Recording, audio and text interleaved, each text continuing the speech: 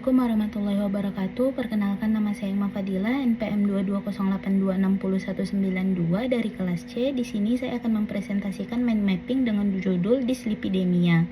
Nah, yang pertama dimulai dari definisi. Dia itu merupakan kelainan metabolisme lipid yang ditandai oleh peningkatan atau penurunan kadar lipid di dalam darah. Nah, untuk klasifikasinya sendiri, untuk kadar lipid, dia yang pertama dia meliputi kolesterol total. Dia untuk nilainya itu dia kurang dari 200, dia nilai yang diinginkan. 200 sampai 239 dia batas tinggi, lebih dari 240 dia tinggi. Nah, selanjutnya dia ada kolesterol LDL. Dia kurang dari 100 dia optimal, 100 sampai 129 dia mendekati optimal, 130 sampai 159 dia batas tinggi, 100 sampai 189 tinggi, lebih dari 190 dia sangat tinggi. Selanjutnya dia ada kolesterol HDL, kurang dari 40 dia dikatakan rendah, lebih dari 60 dia dikatakan tinggi. Yang terakhir ada trigliserida, kurang dari 150 dia normal, 150 sampai 199 batas tinggi, 200 sampai 499 dia dikatakan tinggi, lebih dari 500 dia dikatakan sangat tinggi. Nah, selanjutnya dia untuk etiologinya, dia dapat meliputi dari faktor genetik atau herediter, terus faktor sekunder seperti DM ataupun hipertiroid. Selanjutnya dapat disebabkan karena penggunaan obat-obatan ataupun penyakit hati yang kronis. Nah, untuk faktor risikonya sendiri, dia yang pertama ada obesitas, ada usia lanjut, merokok, dia tinggi lemak jenuh, kurang aktivitas fisik. Selanjutnya untuk tanda dan gejala dari dislipidemia, yang pertama dia asimptomatik. Terus yang kedua dia ada gejala terkait komplikasi, dia meliputi angina, sesak ataupun lelah. Yang ketiga dia ada tanda khas dislipidemia primer ataupun genetik, yaitu dijumpai dia santelasma dan santoma tendon.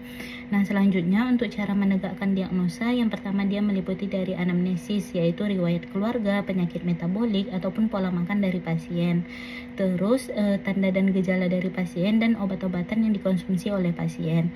Terus selanjutnya untuk pemeriksaan fisik, dia dijumpai seperti yang dijelaskan tadi, ada tanda khas dislipidemia primer ataupun genetik, yaitu bisa dijumpai dia santelasma palpebrum, santoma tendon ataupun arcus cornealis. Nah, selanjutnya dapat dijumpai dia tanda-tanda komplikasi seperti dia murmur jantung, tekanan darah meningkat, nadi perifernya lemah ataupun claudicatio. Selanjutnya dia pemeriksaan penunjang, yang pertama dia profil lipid lengkap, yang kedua dia gula darah untuk menyingkirkan dari penyakit DM, yang ketiga dia pemeriksaan fungsi tiroid untuk pada hipertiroidisme sekunder. Terus selanjutnya dia EKG bila dicurigai dia ada jantung koroner. Terus dia dapat dilakukan pemeriksaan fungsi hati dan ginjal untuk menyingkirkan dari penyakit lain. Nah, selanjutnya untuk patofisiologinya, yang pertama dia dimulai dari faktor pemicu, dia seperti genetik, faktor sekunder seperti obes, alkohol, DM dan lain-lain, hingga menyebabkan dia gangguan metabolisme lipid. Adanya gangguan metabolisme lipid ini dia dapat meningkatkan produksi VLDL dan LDL dan dapat dia menurunkan HDL. Nah, selanjutnya dia juga dapat meningkatkan trigliserida dan menurunkan pembersihan dari LDL. Nah, karena adanya gangguan-gangguan tersebut, ini menyebabkan perubahan lipoprotein hingga dia menyebabkan LDL-nya itu deteroksidasi dalam sirkulasi dan juga dapat menyebabkan LDL-nya itu dia menjadi kecil dan padat atau lebih heterogenik.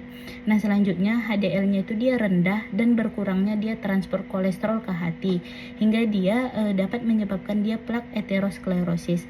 Nah, adanya plak ini dia dapat menyebabkan penyempitan lumen dan pembuluh darah hingga dapat terjadi iskemia. Nah, adanya plak aterosklerosis ini dia juga mengakibatkan plaknya itu dia menjadi tidak stabil hingga terjadi ruptur dan terjadi dia trombosis yang akut.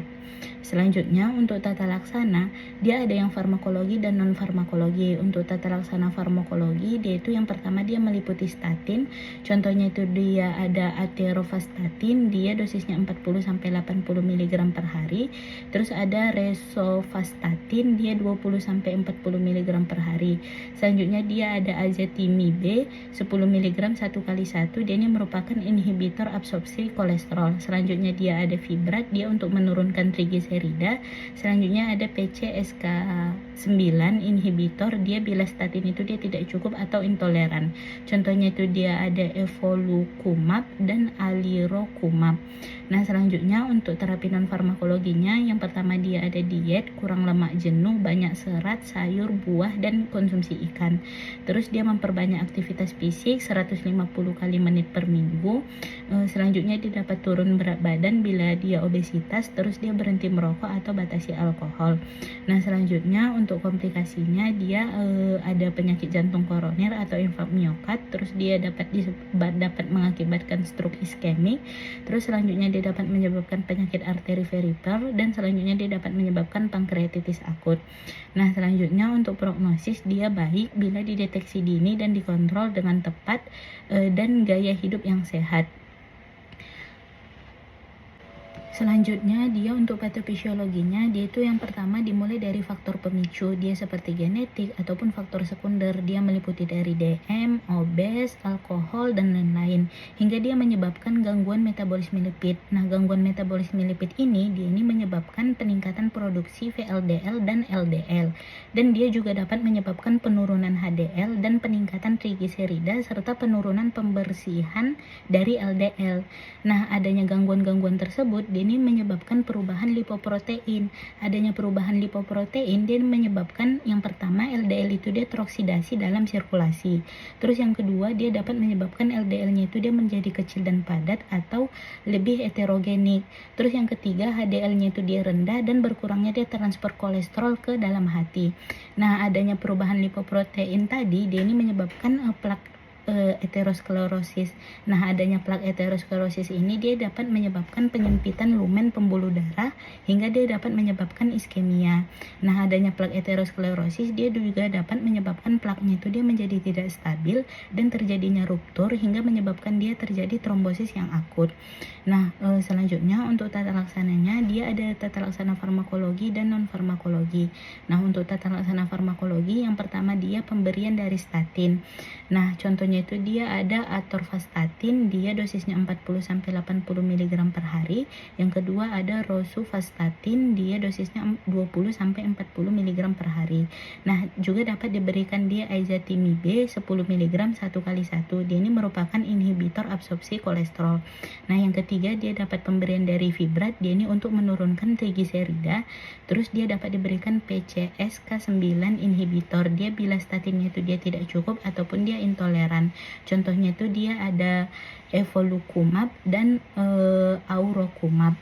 Nah, selanjutnya untuk tata laksana non farmakologi yang pertama dia diet, kurang lemak jenuh dan memperbanyak dia konsumsi serat, sayur, buah ataupun ikan. Terus yang kedua dia aktivitas fisik yang dilakukan 150 menit per minggu.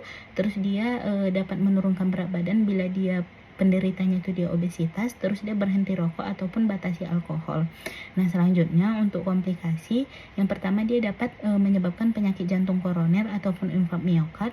Terus dia dapat menyebabkan stroke iskemik. Terus selanjutnya dia dapat menyebabkan penyakit arteri perifer. Selanjutnya dia dapat menyebabkan pankreatitis yang akut. Nah, untuk prognosisnya sendiri dia ini baik bila dideteksi dini dan dikontrol dengan terapi dan gaya hidup yang sehat. Prognosis jangka panjang sangat bergantung dia pada kepatuhan terapi dan kontrol faktor resiko lain. Mungkin sekian presentasi saya. Untuk referensi yang saya gunakan,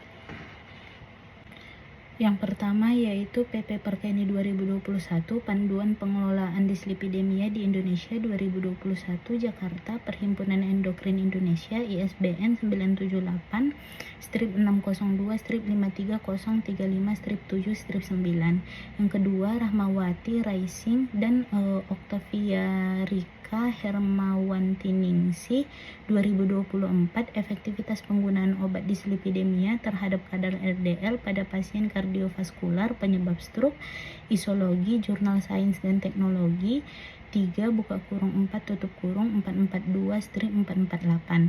Yang ketiga yaitu Adang Muhammad Gugun dan Nabila Ardila Pramono 2023 dislipidemia Cendika Jurnal Ilmiah Indonesia 4 1 20 strip 29.